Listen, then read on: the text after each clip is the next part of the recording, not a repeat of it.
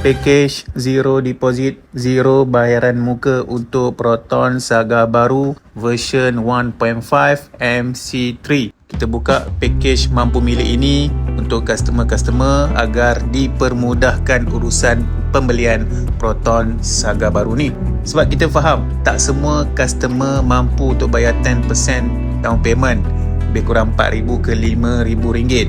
Jadi kita pemudahkan urusan package kosong deposit, kosong bayaran muka, customer tak perlu bayar apa-apa down payment pun, loan approve, sign, ambil kereta. Itu untung dia untuk package mampu milik Proton Saga MC3 ni.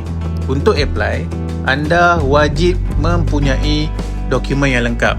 First, IC. Yang kedua, lesen memandu, lesen kereta. Lesen motor tak boleh. Yang ketiga, slip gaji.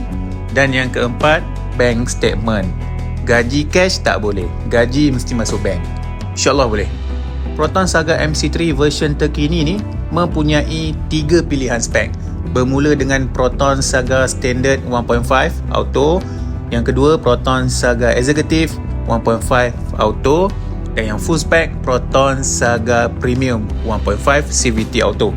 Ketiga-tiga spek ni kita buka package mampu milik ni. Zero deposit, zero bayaran muka.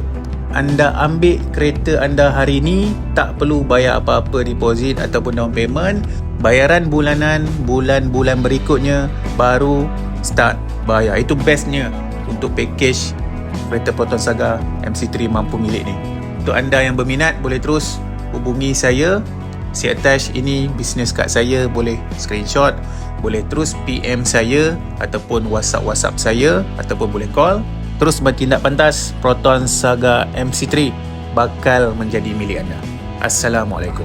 Saga, jom beli Proton Saga, boleh bawa mak ayah